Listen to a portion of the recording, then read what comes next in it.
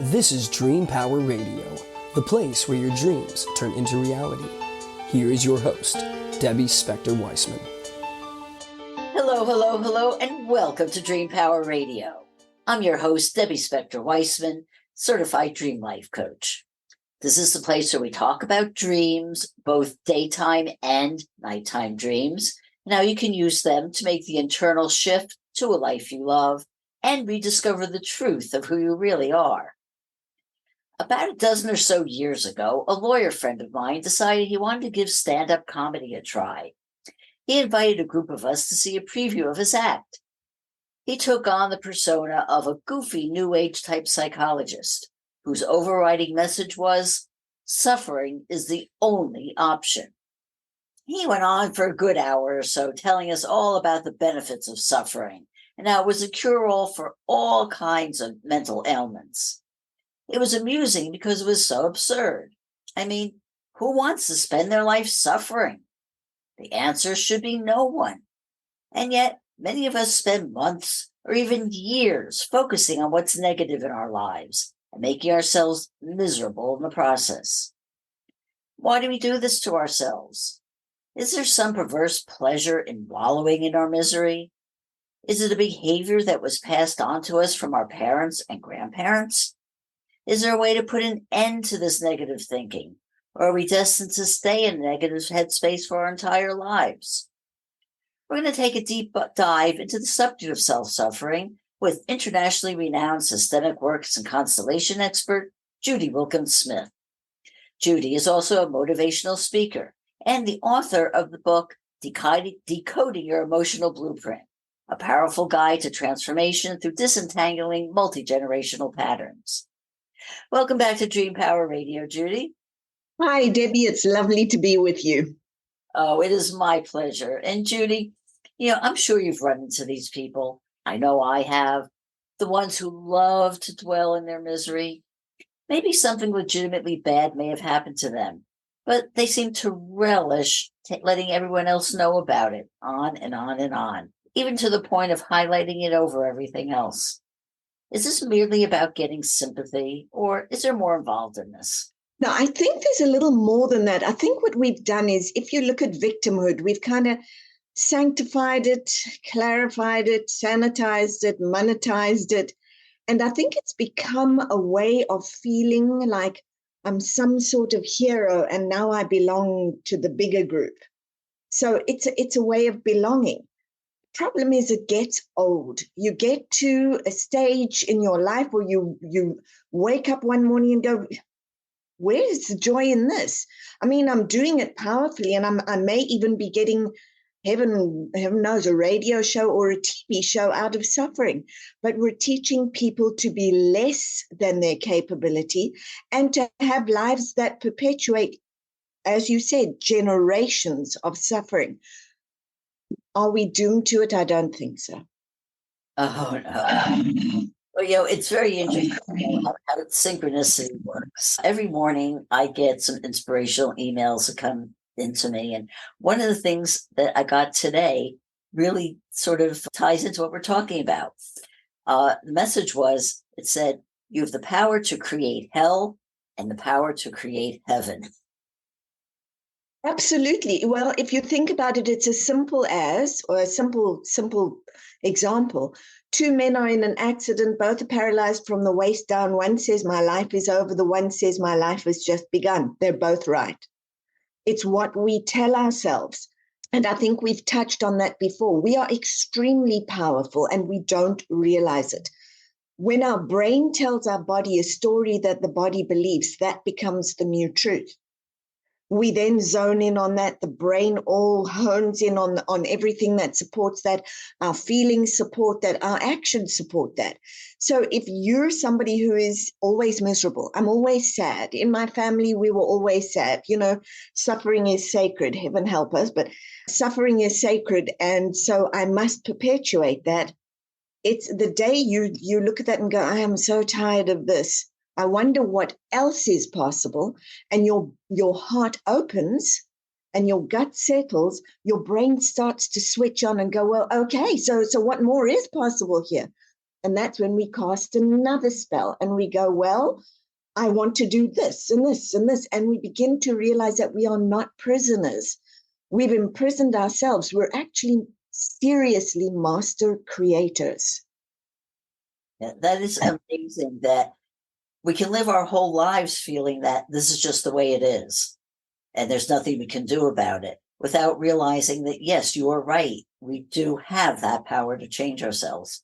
Absolutely. You always have a choice. It may not be the nicest choice, but you always have a choice. And people will say to me, well, how's it a choice if I've got to choose between this horrible one and this horrible one? Well, which horrible one's going to get you a step closer to less horrible and less horrible until you make your choice that says that's somewhat nice. And then that's nice. And then all of a sudden we're off to the game. But you've got to help yourself play the game and elevate. Mm-hmm. Absolutely. Because it's not the thing that has happened to you that is the be all. Exactly right. How you feel about it. It's the meaning you make of it. You're exactly right. Something terrible happens in your life and that becomes purpose. It suddenly galvanizes you into doing something different. I remember I said to somebody the other day, I remember very consciously going through that process of thoughts, feelings, and actions when I walked into the hospital room and my mom was diagnosed with cancer. And I can remember thinking, I'm just going to die too. I mean, this is my mom, I'll just die. And then I stopped and I went, stop.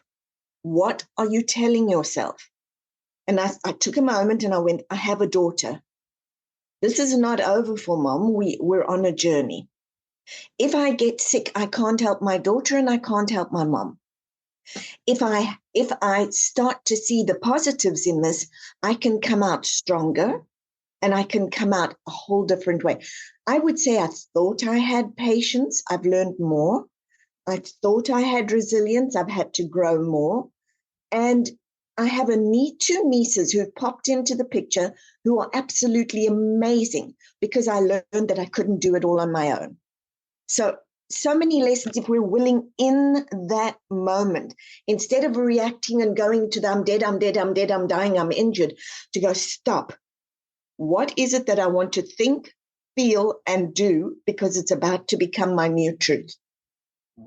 Well, all of that makes perfect sense. But when you're in the midst of suffering, isn't there some part of it that actually makes you feel good because it makes you feel like, oh, I'm enduring? Yes, because that's what we've been taught.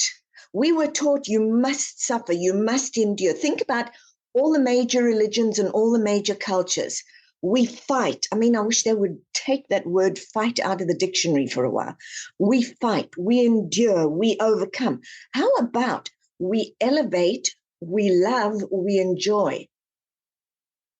They should be given equal opportunity, but we've been taught that the other is glamorous. And I think that's an old way that's trying very hard to rest, and a new way that's trying to elevate is to say, what's possible for humanity? What can we do? Yeah, but how do you get past the whole society part of saying, like you said, that suffering is just a part of us? I mean, many of us just tend to focus on the negative. And one example I think is so pervasive is what we call the news. It's yes. Its definition is based on focusing on suffering. I mean, the bad news, yes. We've all heard the expression, when it bleeds, it leads, because that's what all newscasts always talk about.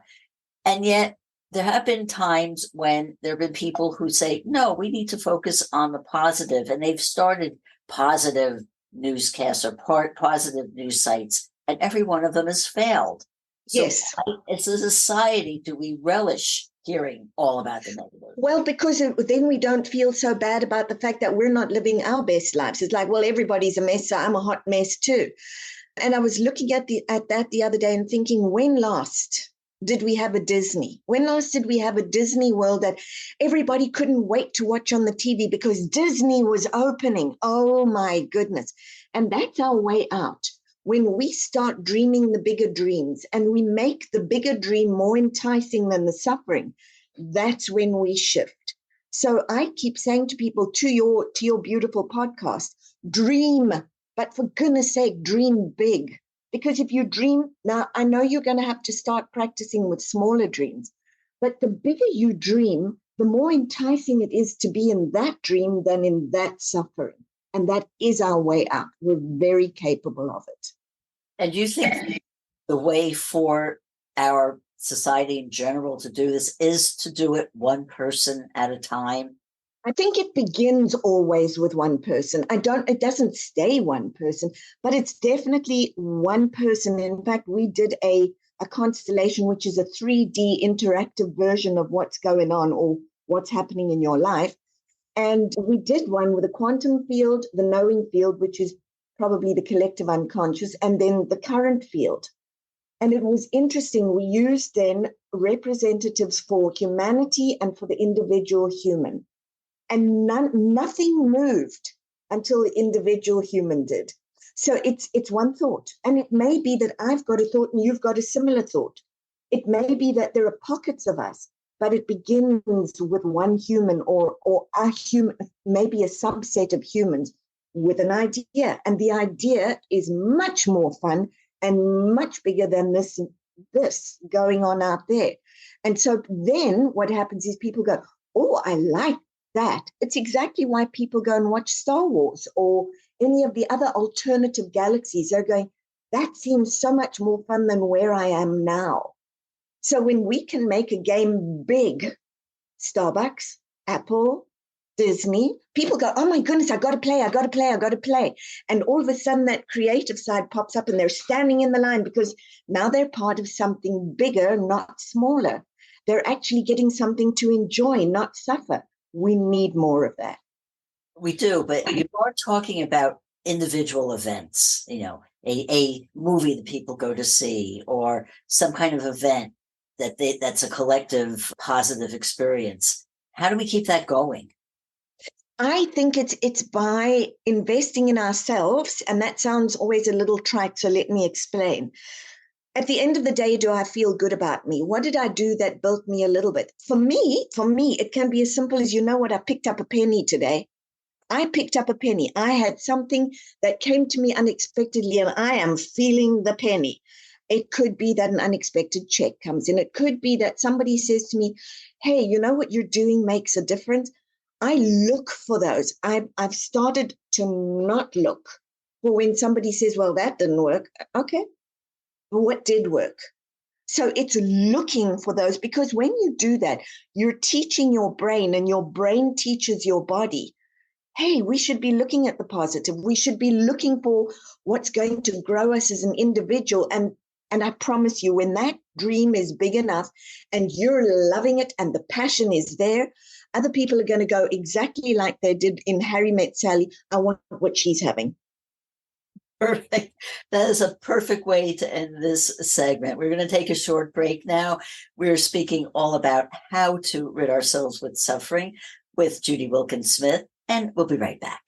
Hey, this is Debbie Spector-Weissman. I have a question for you. Are you a business owner with big dreams but struggling to turn them into reality? If so, I'm here to help you. I'm offering a free Dream Big Business Breakthrough session where we'll identify the biggest challenges holding you back and create a plan to overcome them. Don't wait too long, because this offer won't last forever. Take action today and book your free Dream Big Business Breakthrough session with me by visiting my website, thedreamcoach.net. Let's make your dreams a reality together. Welcome back to Dream Power Radio with your host, Debbie Spector-Weissman.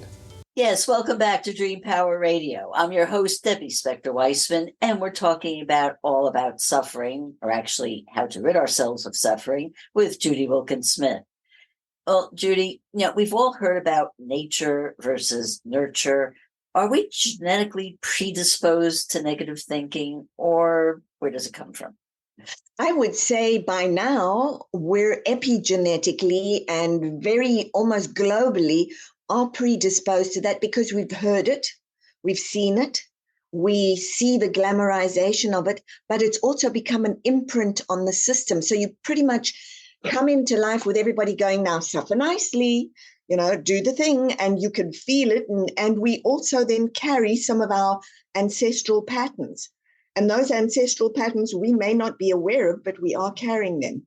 It's a little bit like your physical DNA. You've got blonde hair, and if you look carefully, you'll see that 3 generations back, so did grandma have blonde hair. But it doesn't occur to you that you've got to do something about it. It's there. Well, emotional DNA is exactly the same, but the difference is you can do something with it. And what? Well, the with it is, okay, so everybody in our family is always sad, always sad, always sad, always sad. What do I do about that? Well, what do you think your purpose is? Oh, you mean I get to be joyful? Yeah, you get to be joyful. You're going to start switching up that DNA. So what you want to look for is, what is the struggle pattern? The one that puts you on the struggle bus every now and then. What's that one? Write down your thoughts, your feelings, and your actions about it. And then ask yourself, what is the wish pattern? Where do I wish I could be? What would that look like? What am I really passionate about that I could do 48 hours a day with no breakfast, lunch, or supper? That's the pattern that's trying to start. So the one becomes a source of wisdom. In other words, it's your system of locks and keys. Don't do this. Open this door, close this door. And this one's going, come on, come on, come on, come on. So this one is the launch pad for this one. They all work together. So if you've inherited it, you want to see, what is it that's trying to stop with me, and what is it that's trying to start with me? That is so powerful. And I have to say, I've seen it even in myself. My mother was generally negative. She would say she wasn't. She would say, no, she's very positive. But no, she had this sort of, I would say gray, if you call it colors, like she was grayer more than sunny, right? Kind of thing. And I have had to, work hard to rid myself of these negative patterns. So it's very interesting what you say, to look at it, because I always say that self-awareness is the first start, knowing that this is it. Oh, I see negativity that's run in my family, and now I have the power to stop that. And a very odd thing, to also thank and acknowledge someone like your mom who has been negative. Thanks, Mom. I looked at you, and because it jarred for me, I've started something different. If you hadn't have shown me that, I wouldn't have done this. So in a way, our family is always feeding us what we need.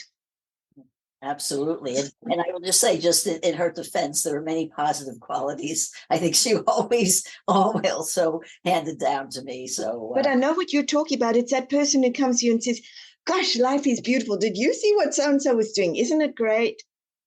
And it's all of the little hidden negativities, and you're going, oh, wait a minute, which one was that actually? Absolutely. Yeah. A lot of times somebody will, you'll have a conversation with somebody and they will, just pour out all of the misery that's going on in their lives. And there's also then a tendency to chime in with your own. You see that as a pattern? Oh, I see people do that all the time. It's called the Let's Belong Club. Oh, goody. I'll tell you my stuff and you tell me yours, and then we're friends. Really? I think it kind of gives us permission to take everything we've bottled up and kind of vent with each other. But my point, or my question would be, at the end of that, because that's fine, but at the end of that, are you both looking for the gem that says, okay, we've been through all of this, it's nasty? Do you ever ask each other, so what did we learn here that we can use? That is a question. I would bet 99.9% of the people who have these conversations never get to that point. No. But think of what we could do with that if we did. Wow, you've had a rough time. And this is what I will do with my clients. I have one in particular who's gone through a horrendous 8 months. And he said to me the other day, it's just terrible. And I said to him, it's awful. Are you aware of how resilient you've become? And he went, what? And I said, you've told me this, this, this, and this. And he went, I've never even thought of that. And I said, yeah, be aware to think of that. Don't just look at the train wreck. Look at the gems that are surfacing with that and take those. You're supposed to. That is so important. I mean, I know several people in my life who have been through rough patches, and all they want to do is dwell on the rough patch. And I keep saying, no, look at it. Look at what you've done. You had this horrible thing happen, and yet you're still here, you're still productive, you're still active, you're doing good things. And all of that positive behavior and positive feelings tend to get buried because they just want to focus on the negative. Yeah. And I think we really gloss over another part, which is if you're doing that, you are living by the hormones of stress, which means you're deconditioning your body. You're literally deconditioning your body. When you live by the emotions of love or elevation, you're literally reconditioning your body. So which one do you want to do? Yes. And again, it comes down to the choice. It comes down to the choice. And realizing that you have the choice, because most people don't. Yeah, I think it comes down to making conscious choice. With this journey that we had with my mom, I can remember getting to stages where I would sit down because I just couldn't. And I would sit down and say, okay, 17 seconds of positivity. What's beautiful around you right now? Pick up the cat, cuddle the cat. What are we doing for supper? That's fun. Look at those flowers over there. I don't care. It's called name it. Because when you name it, it starts to tell the brain, I am okay. I am okay. I also teach people who go through a situation like that, or they're caretakers, do mini treats. Literally, if you feel like a cookie in the cupboard, go get the cookie in the cupboard. Give yourself the ability to just go, I did something for me and that was good. I don't care if it lasted you all of 30 seconds. Learn to treat yourself, and so learn to respect yourself, and then learn to grow yourself and learn to really enjoy yourself. And love yourself. And totally love yourself. Yeah, that's my other one, is at the end of the day, do you ever take the time to say, you know what, I'm proud of you. Today, we did this, or I did this. That was good. Mm-hmm. What about somebody who's in the midst of a trauma, let's say having pain from a physical condition? How do they get away from that focus on the pain to focusing on? Yeah, that's a tough one. I've been there, so I can speak to it. It's a tough one. What I learned for me was to start thinking about myself tomorrow, or the day after when the pain was not there. In other words, really visualizing myself running around and doing the normal things and getting annoyed. What did I say to somebody? You don't realize until you've been in a physical or an emotional trauma how beautiful the word normal is. You really don't. It is one of the most beautiful words in the dictionary. But it's in that moment where there's a ton of pain and it's ugly, is to take a breath, which seems very contrarian because you want to hold on, and to think, okay, in a couple of days' time. And I have a mom who's now been in that situation. She's, thank goodness, is through the cancer piece, but she broke a hip. And it's really been a mind game. Okay, today was painful, but what did you do? I walked to the restroom and back. That's a positive. I remembered this and this. That's a positive. So it's counting and building your library of good, even if it's the teeniest bit. I just had 10 seconds without pain. Wow, that was good. My body's remembering what it feels like to be without pain. Hey, I had 15 seconds of no pain. This is good. I know how to do this. And then that builds on it. It builds it, because being in physical pain is tough. It is, and it's because it's different from, the head game that you do, because it is an actual real thing. Yeah, but of course, realizing as well, though, that the head game can trigger the physical game. And then you've got a whole hot mess going on. But with the physical one, it's teaching yourself how to, the minute you feel a less pain, going, hey, I got that. That was a little bit less. We got this. And I will tell you, I know for me, when I went through a rough one, when I came out the other side, I was so grateful the first time I had a night's sleep. I was so grateful. I think after you've been through that, it builds something different. You don't take it for granted, but you sure celebrate it. Oh, and that's it. Keep celebrating all of those things. Even you said like the 10 seconds, celebrate everything that builds on it. It does. It does.